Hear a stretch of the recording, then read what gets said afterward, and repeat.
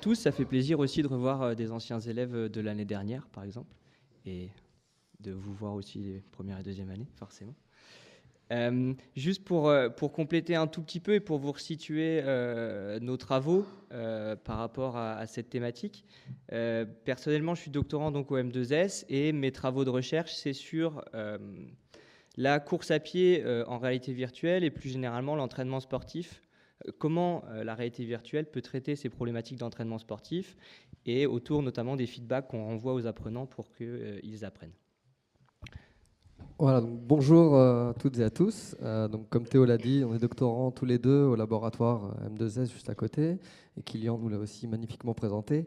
Moi, pour ma part, je travaille aussi en réalité virtuelle dans les situations sportives, et notamment sur tout ce qui va être l'interaction entre les différents utilisateurs dans des situations qui sont considérées plus ou moins complexes, des situations sportives. Voilà. Alors, on va vous présenter... Ça marche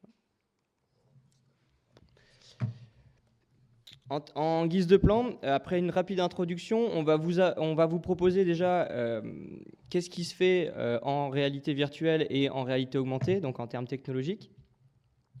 Ensuite, on vous proposera des applications qui concernent directement les activités physiques avant de passer un point sur l'apprentissage en réalité virtuelle.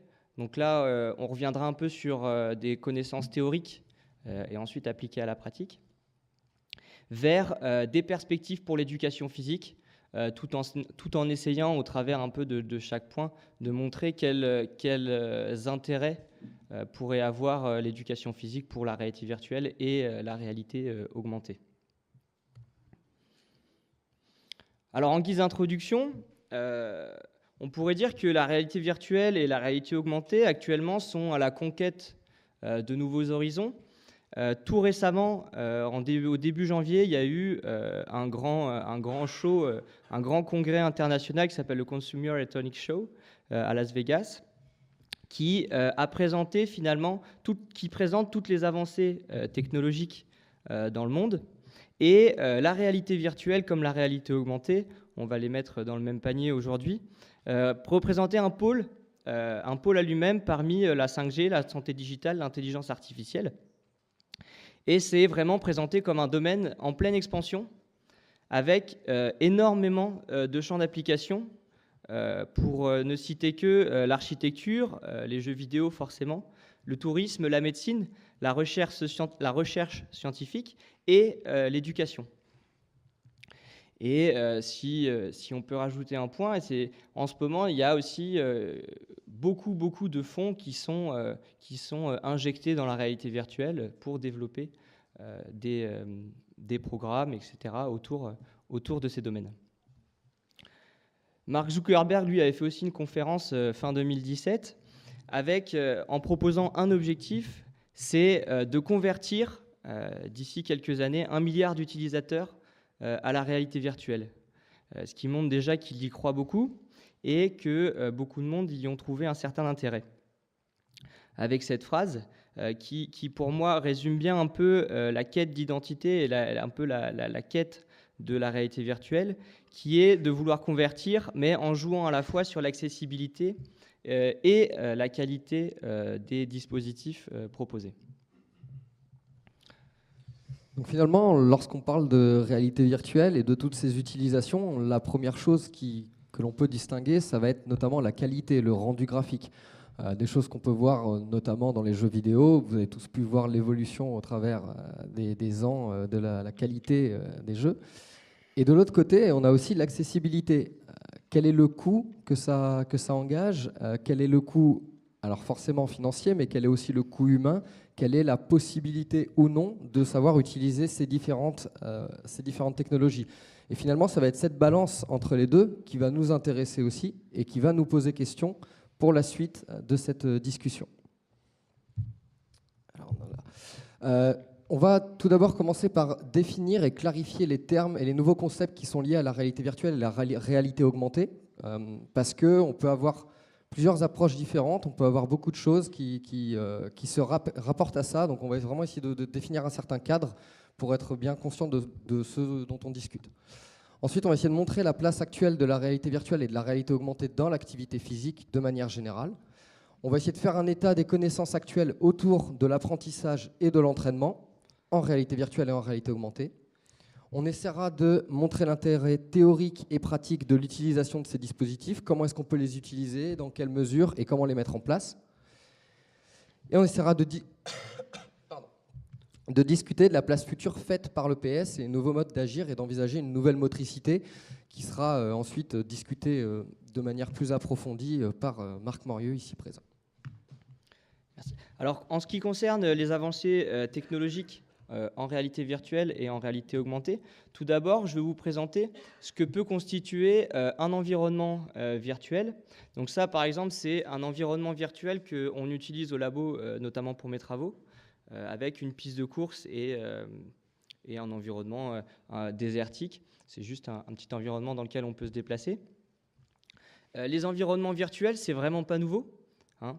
On a un développement actif depuis la fin des années 90, mais on parle déjà d'environnement virtuel depuis les années 70. Ça a été, ce développement-là des environnements virtuels a été très fortement influencé par le jeu vidéo, comme vous le pensez certainement, mais aussi par le domaine de l'industrie qui s'est approprié pas mal d'environnements. Un des intérêts, c'est de vraiment placer l'utilisateur dans un environnement 3D, donc avec une vision en 3 dimensions, qui est reproductible et standardisée. Et ça reprend, comme je le disais tout à l'heure, beaucoup de domaines d'application. Donc on voit bien que des environnements virtuels, ils sont juste soumis à l'imagination de celui qui le crée, et donc ils sont relativement infinis. Et ça vise souvent la formation, l'apprentissage, la recherche, ou encore simplement la démonstration.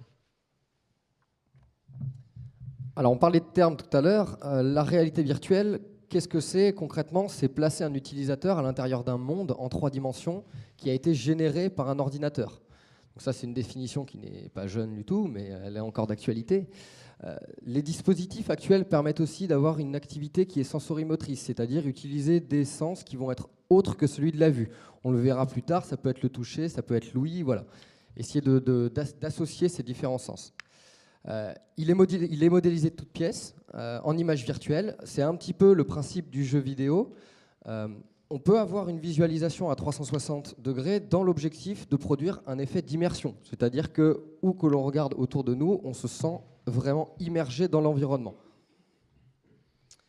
L'affichage stéréoscopique, c'est-à-dire qu'il va permettre d'avoir une vue en relief de la situation, est aussi un élément important de la réalité virtuelle et qui participe grandement à cette sensation d'immersion dans l'environnement. Alors, très brièvement, on ne va pas aller vraiment dans les détails, mais c'est plus pour avoir un regard global. Les avantages premiers de la réalité virtuelle, ça va déjà être de pouvoir standardiser une situation. Quelque chose qui va être aussi très reproductible et sur lequel on a un très très bon contrôle. Ce qui nous permet notamment de simuler les conditions d'études ou les conditions d'entraînement ou la situation dans laquelle on peut placer des individus quels qu'ils soient. Donc effectivement, la standardisation, le fait de pouvoir avoir quelque chose qui est parfaitement contrôlé, en tout cas en entrée, pour pouvoir avoir une sortie qui est mesurable.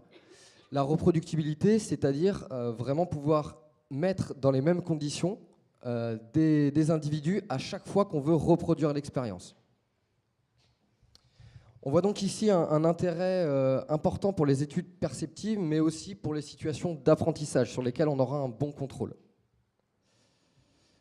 Alors, les inconvénients, le premier, ça peut être l'incongruence des sens, avec une difficulté, par exemple, de se fier à les indices visuels qu'on a par rapport à tous les indices proprioceptifs. Donc, éventuellement, ce qu'on appelle la motion sickness, une espèce de mal de la réalité virtuelle. On peut aussi avoir des maux de tête, une fatigue oculaire, avec notamment lié au casque de réalité virtuelle et à la lumière qu'ils utilisent. Et on peut avoir des troubles de dépersonnalisation, c'est-à-dire la difficulté d'éprouver son être corporel, enfin la difficulté de sentir son être corporel, le sentir comme irréel, ou bien la déréalisation, le monde extérieur va apparaître comme irréel. Ouais, juste pour ça, ce sont des inconvénients qui peuvent arriver. Les deux derniers, c'est souvent quand il y a une très forte utilisation, une forte dose d'utilisation, et donc c'est très très peu soumis aux expériences dans lesquelles on se place, ou pour des élèves, etc. C'est quand on a des heures et des heures de jeu ou d'immersion dans le monde virtuel qu'on peut ressentir ces inconvénients, à part pour le premier, où là on est vraiment sur l'incongruence des sens, c'est-à-dire que, par exemple, au niveau du sentiment de se déplacer, on a trois axes de perception de son mouvement, qui sont la vue, la proprioception et l'oreille interne. Et si jamais on a des incongruences entre tous ces sens, on peut avoir le mal des transports. Ça arrive assez peu, ou alors on peut l'engendrer aussi pour certaines expériences. Mais ça arrive quand même assez peu maintenant, puisque les dispositifs sont de plus en plus sophistiqués, plus en plus avec des affichages qui sont très bons, et donc on a de moins en moins ces inconvénients. Sachant que l'incongruence des sens aussi peut arriver généralement dans les premiers temps d'utilisation, mais disparaît, un effet qui disparaît quand même assez rapidement. Il persiste rarement chez les participants. Et donc, dans ces dispositifs permettant l'affichage d'un environnement 3D, on a en premier lieu les casques de réalité virtuelle, donc, que vous avez peut-être pu voir, avec notamment le casque HTC Vive ou l'Oculus qui a été récemment développé. Alors la réalité augmentée, qui est un peu la petite sœur de la réalité virtuelle. Dans la réalité augmentée, en fait, ça consiste à enrichir un monde réel par un monde virtuel, sans rien changer, sans rien remplacer, mais en donnant en fait un supplément d'information à l'utilisateur. Actuellement, les experts parlent plutôt de réalité augmentée quand on va simplement ajouter du texte ou des images ou des vidéos à un monde préexistant, et ce sont des choses plutôt statiques. Un des exemples flagrants que vous avez pu rencontrer récemment, c'est Pokémon Go. Pokémon Go, c'était une application de réalité augmentée qui vous permettait de voir vos Pokémon dans des environnements virtuels, juste en filmant avec votre téléphone portable. Et de la même façon, vous avez d'autres applications, comme celle que vous pouvez voir au-dessus, qui est paramétrée par rapport à un GPS et qui vous permet d'avoir des informations dans votre environnement sur tout ce qui est disponible. Donc voilà, on peut peut-être parler aussi de Pokémon Go, qui a pu faire déplacer un peu toutes les foules à l'extérieur et donc apporter un peu d'activité physique aux personnes sédentaires. Donc on peut y voir quand même un aspect très intéressant. Des idées comme ça en EPS, peut-être des gens qui ont déjà mis en place ou qui ont l'idée de mettre en place des CO un peu interactives, comme ça, où les élèves, on leur donne la possibilité de se déplacer avec leur téléphone portable et d'aller chercher, entre guillemets, des balises virtuelles ou d'en apprendre un peu plus sur leur environnement de course d'orientation, en allant chercher ces balises virtuelles avec leur portable. Pourquoi pas. Il y a une autre application qui est connue du milieu de l'EPS, ou du moins qui a déjà été proposée dans le milieu de l'EPS, c'est Aurasma. Alors à la base, cette application n'est pas du tout faite pour le milieu de l'EPS, c'est juste une application qui permet en fait de créer une réalité augmentée à partir d'un petit logiciel assez simple d'utilisation. Ici, vous voyez la vidéo, c'est l'Académie de Dijon qui a proposé une petite vidéo explicative où en fait, à partir d'un document pédagogique, comme ici en art du cirque, la petite application va en fait repérer certaines images de votre document et y apporter un supplément d'informations comme des vidéos. Là, on peut voir une vidéo de jongle par exemple, mais on peut imaginer bien d'autres utilisations à cette application qui est disponible gratuitement avec des tutoriels aussi assez simples pour apprendre à créer une application de réalité augmentée aisément. Ensuite, et enfin, surtout, la réalité mixte, c'est un peu le dernier objet des avancées technologiques. La réalité mixte, c'est un peu un synonyme de la réalité augmentée, sauf que ce terme, il est utilisé en prolongement de celle-ci, et en fait, elle se veut être la fusion entre un monde réel et un monde virtuel qui, cette fois, est dynamique. Donc, à l'image un peu d'hologramme qu'on fait apparaître, là, c'est à l'aide de lunettes, comme le HoloLens que vous pouvez voir sur le PowerPoint. On rajoute en fait l'apparition d'objets de synthèse dans l'environnement, et surtout, on donne la possibilité à l'utilisateur d'interagir avec les objets concrets en temps réel.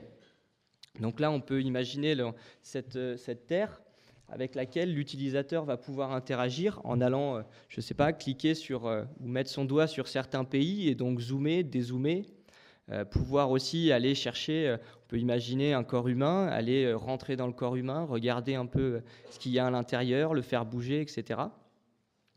Et on peut... Alors, un des avantages, voilà, c'est de pouvoir voir son corps, donc on n'a pas besoin non plus de rajouter un dispositif. Et en EPS, nous, on s'est dit, mais pourquoi pas, dans les activités à reproduction de forme, ça pourrait être intéressant de pouvoir voir directement quelqu'un le faire devant soi. On pourrait le faire en réel aussi, mais c'est soumis au modèle, alors que là, on pourrait avoir peut-être une banque de données avec des mouvements à analyser, des mouvements à reproduire, par exemple. Alors, un des gros inconvénients actuellement, et je dis vraiment actuellement, c'est que c'est très cher. Un casque HoloLens, c'est quasiment 3 000 €. Et en plus, c'est dur à utiliser pour l'instant. Mais il y a des dispositifs qui commencent à être bien moins chers. Donc pour moins d'1 millier d'euros, on a déjà des dispositifs qui se mettent en place. Et à la vitesse où ça se développe, on peut imaginer déjà que dans quelques années, ça soit beaucoup moins cher et accessible au public. Actuellement, il y a encore peu d'applications aussi. C'est surtout tourné vers le domaine de l'industrie pour l'instant, mais pour l'apprentissage et l'éducation, ça commence à arriver. Alors, pour vous faire un tour un peu des dispositifs de réalité augmentée et de réalité mixte qu'on peut avoir à disposition. Donc, j'ai parlé des lunettes 3D. Ici, c'est un casque HoloLens, donc vous pouvez voir qu'il y a des caméras qui permettent aussi d'analyser la profondeur de votre scène et d'y ajouter les objets. Et il y a d'autres lunettes 3D qui permettent la même chose. On peut aussi avoir les smartphones, forcément, ou les tablettes, à l'image de Pokémon Go. Donc ça, c'est beaucoup plus accessible pour le public actuellement, avec un certain intérêt. On peut avoir aussi les écrans 3D. Les écrans 3D, donc deux sortes. Ça peut être directement des écrans d'ordinateur où vous avez des lunettes 3D, où on voit ça aussi sur des télés. Vous mettez des lunettes 3D et vous avez une vision en 3D de l'objet ou de l'environnement. Et il existe aussi actuellement, ça se développe, des écrans 3D qui n'ont pas besoin de lunettes, qui envoient directement une image 3D. Alors ce matin, on m'a dit que les Nintendo DS, elles avaient déjà ça. Sous un certain angle, il y avait une image 3D. Mais il existe aussi des écrans maintenant 3D qui se développent. Ensuite, les vidéoprojecteurs. Ça peut être très intéressant si vos vidéoprojecteurs acceptent l'affichage stéréoscopique. Ça peut être très intéressant à utiliser. Il suffit juste aussi de les placer derrière un écran, un grand écran. Souvent derrière parce que devant, ça fait des ombres forcément. Mais ça, c'est un objet qui est à la disposition de n'importe qui. Les professeurs, vous savez très bien utiliser un vidéoprojecteur, et donc ça peut intéresser. Enfin, dans la continuité du vidéoprojecteur, c'est les caves. Alors, en français, c'est une grotte, donc on va appeler ça cave. Automatic Virtual Environment.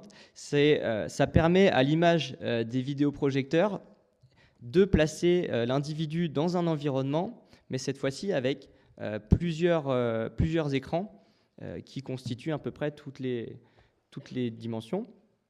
Et là, vous êtes à l'intérieur de la cave qui est juste derrière vous, finalement, au laboratoire M2S, qui est quasiment la plus grande cave d'Europe, où les individus, on leur propose de marcher dans des foules comme ça, d'interagir avec des foules, ou même de pouvoir arrêter des tirs de gardiens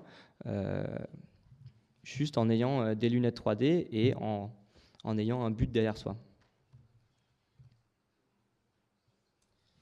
Alors pour tout ça, évidemment, on ne va pas pouvoir avoir simplement cette utilisation de l'outil virtuel. On a aussi la capture de mouvement. Alors là, Théo parlait d'interagir dans une cave avec, par exemple, une situation de coup franc comme c'est présenté ici, avec un but, vous voyez, donc un utilisateur qui est dans la cave, qui a manifestement mal placé son mur, mais ça c'est pas le souci, et qui en fait va faire face à des coups francs et pouvoir interagir directement.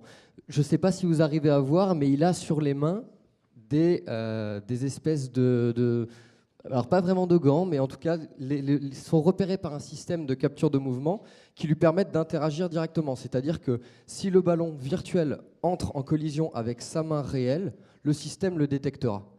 Donc c'est cet intérêt d'avoir la capture de mouvement pour pouvoir réellement faire interagir l'utilisateur et l'environnement. Théo a montré tout à l'heure aussi l'environnement de course. On peut créer un avatar de l'utilisateur dans l'environnement en temps réel, comme c'est présenté ici. Vous voyez le sujet qui court en haut, donc ça c'est la capture de son mouvement réel qui lui est retranscrit en direct, ou quasiment en direct, en tout cas avec une latence qui n'est pas perceptible, directement dans son environnement virtuel. Ça permet aussi de collecter des données cinématiques sur la performance, sur le mouvement, etc., selon ce que l'on veut étudier. Alors, les systèmes de capture, peut-être que vous y êtes familier, je ne sais pas, mais en tout cas, il y en a beaucoup de sortes différentes. On a des systèmes optoélectroniques, qui est actuellement le système de référence, qui utilisent des marqueurs réfléchissants pour récupérer la position des marqueurs et donc de l'individu qui les porte dans l'environnement. C'est des systèmes qui sont encore relativement onéreux. On a mis 250 000 euros, évidemment ça va moins et ça va à plus, mais c'est à peu près un coût global. En moins cher, on a des capteurs inertiels qui sont relativement récents mais qui se développent pas mal, qui sont aux alentours de 1 000 euros. Ensuite, des émetteurs récepteurs infrarouges, ce que vous avez, ou des mini-caméras IR. Donc, ce que vous avez à gauche ici, par exemple, s'il y en a qui connaissent le casque HTC Vive, c'est ce qui est fourni avec. Donc, c'est simplement, ça permet, avec 2 petites caméras émetteurs récepteurs infrarouges, comme on a ici, en quelque sorte, géolocaliser le casque dans l'espace. Et encore moins cher, des systèmes qui sont notamment dans les jeux vidéo avec la caméra Kinect, mais qui est pas mal utilisée dans le domaine de la recherche. Et les émetteurs-récepteurs comme par exemple la Nintendo Wii. Alors là aussi, l'accessibilité, la question elle se pose sur le coût, parce que effectivement des systèmes de référence comme les systèmes optoélectroniques, alors certes ils vont nous permettre d'avoir un mouvement qui est très précis, une analyse qui est vraiment excellente, mais bon c'est très onéreux et c'est pas des systèmes qu'on trouve partout. À l'inverse, un système qui sera peut-être un peu moins cher, on peut se poser aussi la question de si on cherche à évaluer quelque chose, est-ce qu'on arrive vraiment à l'évaluer avec le matériel qu'on a à disposition. Donc toujours cette balance entre le coût et le rendu, en fait, ce qu'on peut en faire. Enfin, pour finir un peu sur ces avancées technologiques, là on a vu vraiment quel dispositif permettait un retour visuel, et donc essentiellement la vue. D'autres retours sensoriels permettent aux utilisateurs d'être face finalement à une 3D qui est de plus en plus réelle, puisqu'on peut avoir des interfaces haptiques. Alors ici, c'est une interface de retour d'effort sur l'appréhension d'objets. Ici, ce sont des gants, pareil, de retour d'effort qui envoient finalement des impulsions permettant d'avoir un retour sur l'objet qu'on attrape. Et plus simplement, on peut avoir aussi des manettes qui vibrent, où on a un retour directement sur son action. On a aussi des retours auditifs, pour ne citer que ensuite, avec la mise en place de casques. On peut ajouter des casques à tous les dispositifs pour avoir un retour auditif. Alors après avoir présenté rapidement tous ces espèces d'outils, on va pouvoir se poser la question de l'activité physique en réalité virtuelle et en réalité augmentée. Quels sont les domaines finalement qui vont allier l'activité physique et l'environnement virtuel? Donc en premier lieu, sport de haut niveau, nous c'est ce que l'on a au quotidien. Vous voyez à gauche à gauche, donc ça c'est les gardiens du Stade Rennais, quelque chose qu'on a mené l'an dernier pour les entraîner à la prise d'informations et notamment, merci beaucoup, notamment à la vision périphérique, donc immerger directement dans le casque, être capable de réussir à repérer et à suivre au moins mentalement différentes boules ici qui changent de couleur. À droite, vous avez quelque chose qui a été développé pour la team olympique de ski des États-Unis, avec donc des caméras 360 qui sont filmées. Donc vous pouvez voir que là, ici, c'est Théo qui maîtrise parfaitement où est-ce qu'il regarde. Disons, il maîtrise plus ou moins où est-ce qu'il regarde. Et en fait, ça a pour avantage que les coureurs qui doivent se mettre dans leur course, qui essaient de se modéliser le parcours, bah là, ils peuvent l'avoir directement sans forcément avoir besoin de l'imaginer. Ils peuvent même vraiment le repérer pour essayer de mieux imaginer leur trajectoire, mieux imaginer leur course par la suite.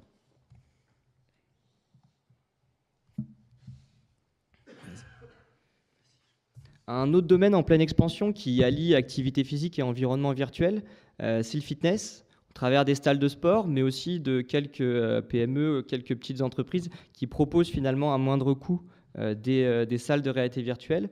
Alors la première, c'est Immersive Coach, là la vidéo que vous voyez tourner. C'est des petits environnements virtuels qui permettent aux utilisateurs de faire du sport, de faire de l'activité physique, devant finalement un vidéoprojecteur, devant un écran. Alors là, en fait, on a même deux vidéoproches puisqu'on a le devant et on a le sol. Et ça, ce sont des dispositifs qui tendent à être de moins en moins onéreux et proposés pour le grand public. Alors on peut imaginer plein d'applications disponibles pour ce genre de choses. Et là on peut voir que c'est pour le fitness. Ensuite, une autre application pour le fitness et l'activité physique en salle, c'est en fait de proposer des environnements virtuels aux utilisateurs d'ergocycles, comme vous le voyez ici, ou encore de vélos elliptiques et de tapis de course. Alors le tapis de course, c'est pas encore trop fait dans les salles de fitness, mais ça commence à devenir. Et en fait, donc, on propose une expérience comme ça immersive à l'utilisateur qui, en fonction de sa vitesse, etc., va pouvoir visiter des environnements complètement virtuels. Alors là, on voit en fait qu'il est avec un casque HTC Vive. Et donc, il aura aussi un retour, un feedback sur sa performance en termes de temps, de calories, de vitesse, etc. Donc ça peut être tout à fait intéressant. Pour nous. Et ça fait un petit rappel aussi aux expériences qu'on fait au laboratoire, où nous, on fait courir les gens en réalité virtuelle sur un tapis. Et donc, vous voyez que ça intéresse à la fois les salles de sport, mais ça intéresse aussi la recherche sur tout ce qui est problématique de perception et d'action, sur lequel on viendra tout à l'heure.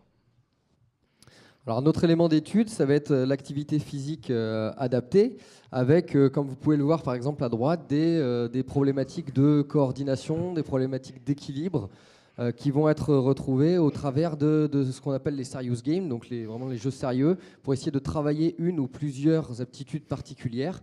Alors ici, il y a quelques exemples qui ont été donnés, retrouver de la mobilité articulaire, de la force, de l'équilibre, des périodes d'immobilisation, du réentraînement, etc. Et de manière relativement ludique. Ça peut être appliqué chez des personnes qui ont une opération ou bien lors des personnes âgées. Enfin, voilà, on peut trouver quand même pas mal d'applications différentes. Une idée qu'on a proposée ici, c'est que par exemple, vous voyez typiquement la vidéo en haut à droite se déplacer. Quelque chose qu'on pourrait mettre en place avec du step par exemple, avec des pas à suivre pour un élève. Et un système auto-adaptatif, c'est-à-dire que le système qui est mis en place va s'adapter aux capacités de l'élève en temps réel. S'il y arrive bien, on augmente la difficulté, s'il n'y arrive pas, on la diminue ou alors on adapte, etc. Ça peut aussi être intéressant pour des élèves qui sont en difficulté motrice, puisque ça leur permet aussi de pratiquer sans être confrontés forcément à la comparaison ou quoi que ce soit avec ce type de système. Un autre domaine d'application, alors là on s'éloigne un tout petit peu de l'EPS, mais on reste dans le champ des STAPS. En ergonomie, les environnements virtuels sont beaucoup utilisés en ce qui concerne l'agencement de l'espace, l'utilisation un peu de l'espace pour voir comment on pourrait proposer des choses aux gens pour qu'ils réduisent, par exemple, pour qu'on réduise les pathologies liées à des mauvaises postures, etc. J'en viens tout de suite à l'EPS parce que là, on s'en éloigne un peu. En EPS, une approche peut-être un peu plus ergonomique, je dirais, entre guillemets, ce serait d'appréhender, pourquoi pas, une certaine sécurité ou d'appréhender certaines activités qui ont une forte charge émotionnelle pour limiter un peu cette charge émotionnelle, contrôler aussi un peu les conduites à risque. Et là, je peux vous montrer un peu une petite vidéo sur une application d'escalade qui a été mise en place. Alors, c'est un jeu vidéo, c'est pas du tout de l'EPS, mais on peut imaginer plus tard qu'on pourrait en faire une application EPS sur avoir des conduites moins risquées, sur apprendre à mousquetonner, apprendre à grimper, à reconnaître peut-être des formes de prise, etc.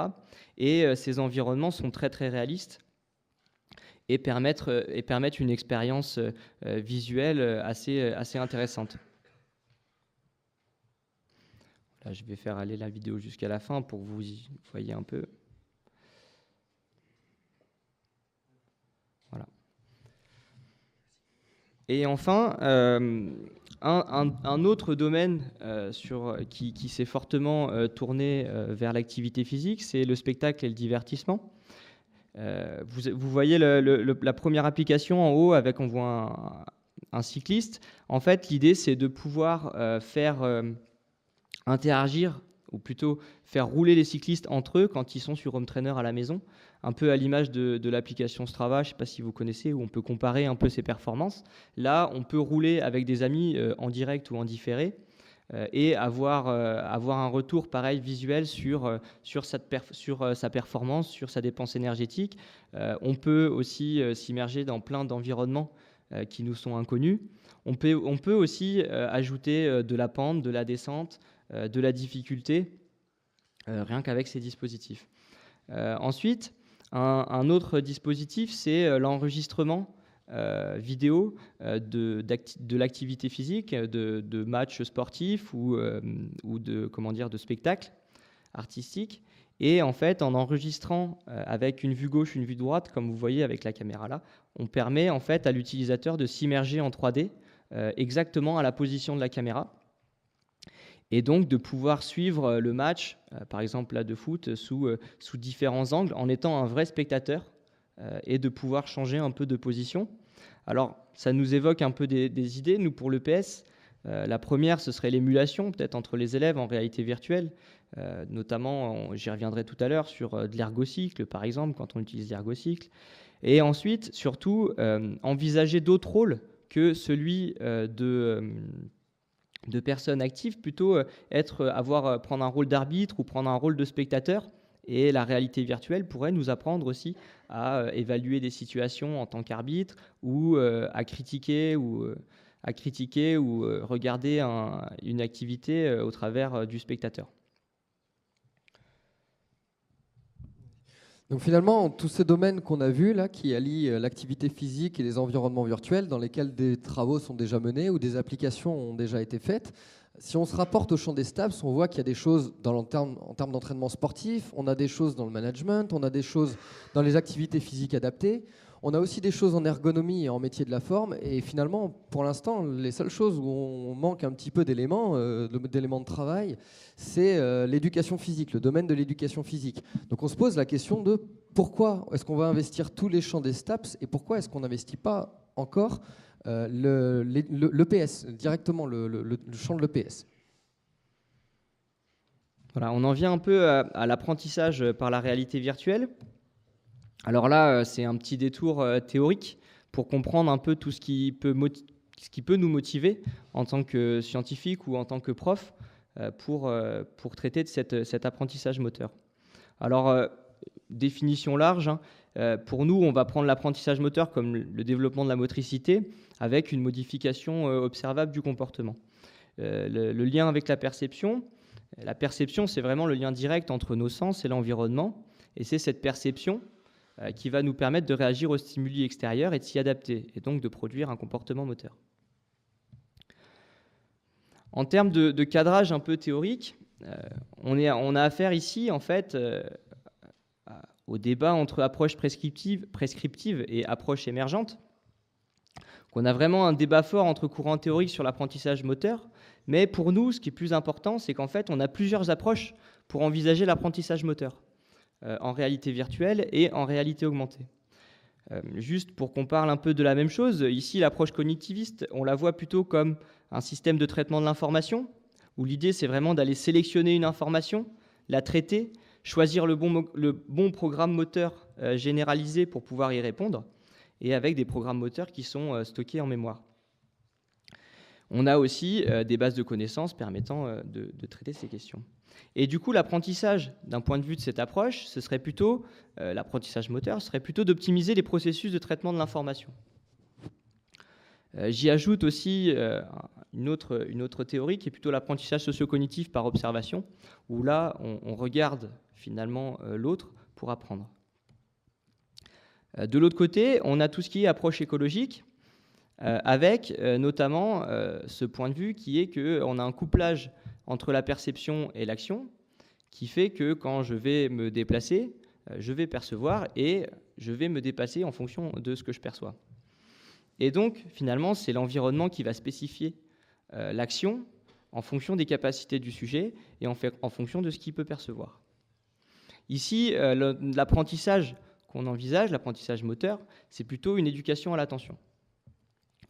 On envisage aussi les approches dynamiques, évidemment, qui s'intéressent peut-être un peu moins à la perception, mais plus aux coordinations.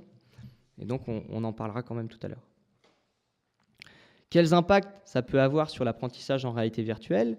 D'un côté, on serait plutôt sur de la reproduction de gestes, de la démonstration, de l'acquisition de connaissances déclaratives, procédurales, ou encore de la reconnaissance de situations. D'un autre côté, on est plutôt sur des phases d'exploration, d'apprentissage sensorimoteur, où au travers de situations variées dans l'environnement, on va pouvoir en apprendre. Détecter les affordances, c'est-à-dire détecter les informations disponibles dans l'environnement et pouvoir finalement détecter celles qui sont reliées directement à notre performance. L'éducation à l'attention, j'en ai parlé, mais aussi le changement de coordination, donc là plutôt si on se place sur une approche dynamique, un changement de coordination par contrainte de l'environnement, et l'avantage c'est qu'en réalité virtuelle, l'environnement, c'est nous qui le contrôlons. Donc on propose à l'individu tout ce qu'on veut. Si je peux vous faire un parallèle avec les travaux que je mène en ce moment, moi je travaille sur la perception visuelle et le flux optique, c'est-à-dire la vitesse de l'image qu'on perçoit, et l'environnement, c'est moi qui le gère, et je propose à l'individu, je fais croire à l'individu qu'il peut avancer plus vite qu'il n'avance ou qu'il avance beaucoup moins vite qu'il n'avance, juste en lui proposant finalement un environnement contraint, et donc qui a un impact sur sa coordination. Alors finalement, la Théo vient de nous présenter ce contexte, disons, et ici, en relation en perception-action et performance sportive, on a plusieurs travaux qui ont été menés. Alors ici, vous avez par exemple beaucoup d'études qui sont attachées à la capacité à percevoir et à réagir efficacement à un facteur déterminant de la performance motrice. Bon, ici, évidemment, deux exemples purement illustratifs. Par contre, des travaux qui ont été réellement menés, le fait de détecter chez des sujets professionnels ou non une feinte de corps au rugby et faire action de défense, ce qu'on remarque, c'est que les experts arrivent à mieux détecter les feintes que les novices et ils prélèvent les informations pertinentes de l'environnement pour s'y adapter. On peut aller donc partir de ce constat-là pour aller vers un entraînement perceptif et moteur. Utiliser, donc c'est là qu'on est vraiment dans le fait d'apprendre en réalité virtuelle, utiliser les travaux et les conclusions qui ont été faites pour pouvoir essayer d'entraîner et d'apprendre réellement dans ce modèle-là. Alors d'autres travaux qui ont été menés ici.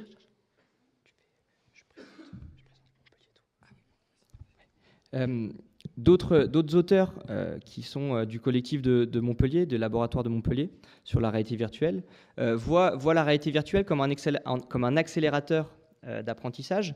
Et juste pour que vous situez un peu où il se situe, tous ces travaux-là sont issus quasiment du même collectif.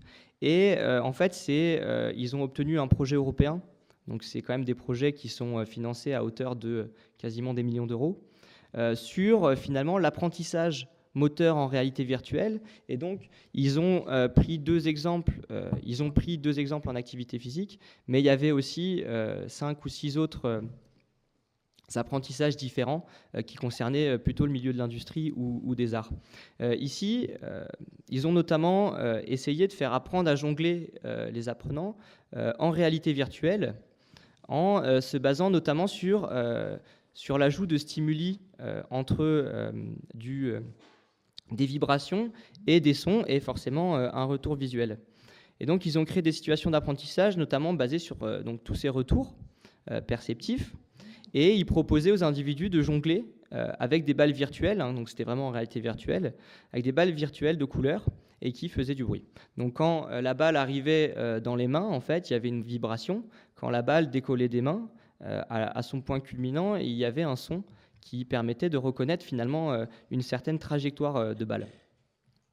Et en fait, cette étude-là, en faisant apprendre à jongler à des gens en réalité virtuelle, elle a montré que finalement, quand on les remettait dans le réel, ils avaient une meilleure capacité d'adaptation à différentes formes de jonglage, et ils avaient aussi légèrement amélioré leur performance.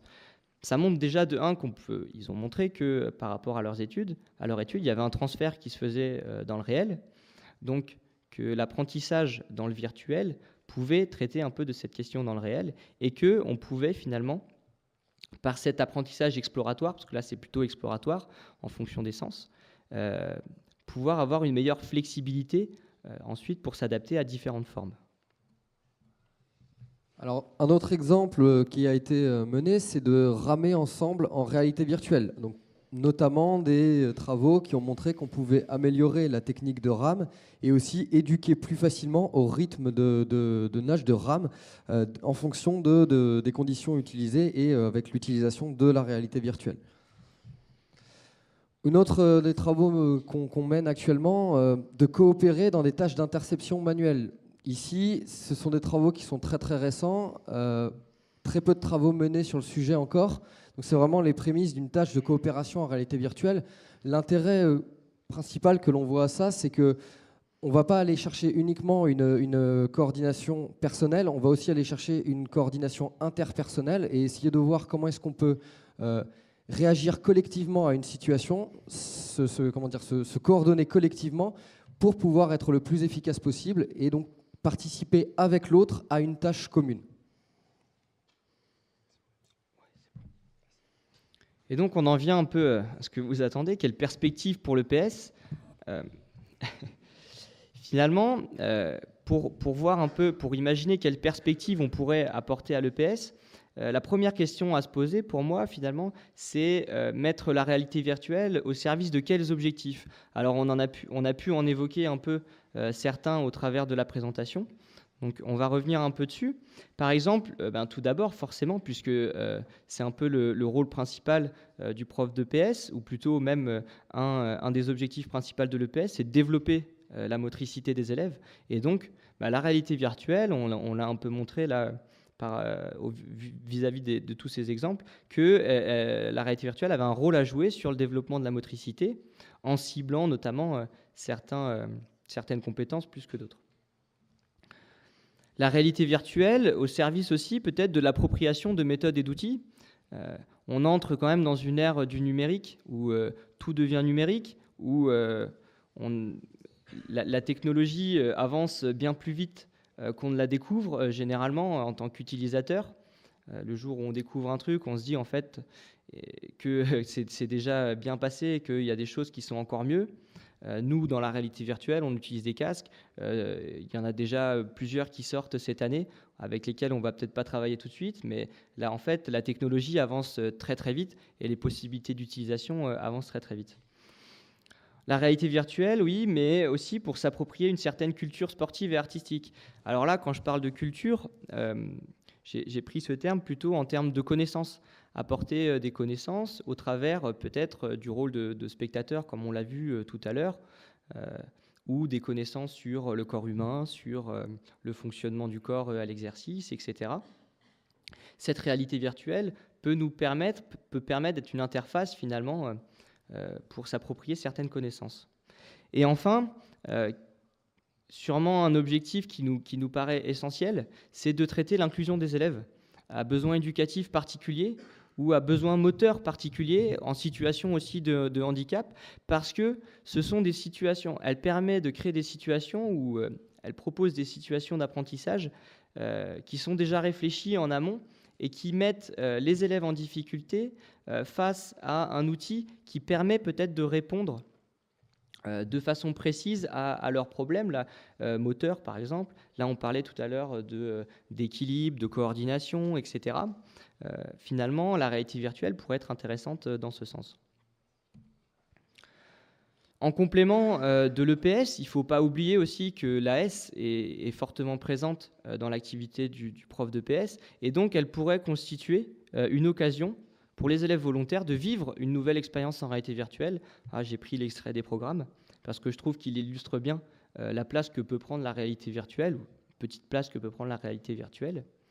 Et donc, pourquoi pas une entrée par l'AS ? À l'AS, il y a des compétitions. Pourquoi pas intégrer la réalité virtuelle dans des compétitions d'ergocycle, par exemple, où les élèves sont en confrontation indirecte, je dirais. Alors, c'est peut-être un rêve, c'est peut-être trop gros pour vous, pour imaginer ça, peut-être un rêve de ma part, mais pourquoi pas une compétition où les élèves sont finalement immergés dans la réalité virtuelle et ils voient leurs concurrents à côté d'eux dans un plateau virtuel. Une entrée par l'AS aussi pour découvrir de nouvelles pratiques physiques induites par la réalité virtuelle. Finalement, la réalité virtuelle, elle ne fait pas que imiter les activités physiques de la réalité. Elle propose d'autres activités physiques, elle propose d'autres modes d'interaction dans des environnements qui sont complètement différents de ceux qu'on peut rencontrer dans la réalité. Et donc, ça pourrait être une entrée intéressante. Alors, Théo l'a dit, il rêve, moi aussi, et le monde n'est pas rose et on a bien sûr plein d'obstacles encore à surmonter, notamment en termes d'accessibilité. On l'a déjà dit, le coût financier qui reste pour l'instant relativement élevé, même si beaucoup d'espoirs sont portés sur une accessibilité financière beaucoup plus simple à l'avenir. Aussi des problèmes d'accessibilité en termes de temps ou d'utilisabilité en termes de temps, parce que évidemment ça va demander un investissement assez important pour s'approprier les outils, pour les construire, pour les mettre en place. En termes d'utilisabilité aussi, parce que tous les systèmes ne sont pas simples à utiliser. Qu'est-ce qu'on en fait ? C'est ça aussi la question qui va être sous-jacente. Un autre obstacle à surmonter, ça va être aussi le ciblage. Quels sont les objectifs que l'on veut atteindre ? Comment est-ce qu'on veut les mettre en place ? À quels élèves on va les adresser ? Quels sont les élèves pour qui vraiment on veut développer notre outil ? Est-ce que c'est tout le monde ? Est-ce que c'est les élèves en difficulté ? Est-ce que c'est essayer d'aller chercher un petit peu plus de difficultés pour l'élève ou un petit peu plus de travail ? Et bien sûr, on va avoir aussi les lieux de pratique. Où est-ce que je le mets en place et de quelle manière ? Le transfert, on en a déjà rapidement parlé. L'activité en réalité virtuelle, est-ce qu'elle va modifier celle qu'on réalise dans le réel ? Est-ce que parce que j'ai réussi à apprendre à jongler en réalité virtuelle, est-ce que je sais jongler dans le réel ? Alors, il y a des premiers travaux qui sont menés dessus, bien sûr. Il y a des résultats qui sont positifs. Ceci étant dit, c'est encore très jeune et on n'a peut-être pas assez de recul pour savoir si effectivement on est capable de vraiment passer d'un transfert propre entre ce qu'on a appris dans le réel et ce que l'on est capable de réaliser dans le virtuel et ce qu'on est capable de réaliser dans le réel. On a aussi le problème des représentations. Alors peut-être en premier lieu la représentation de l'institution. Dans quelle mesure l'institution est prête à s'ouvrir à ça, entre guillemets.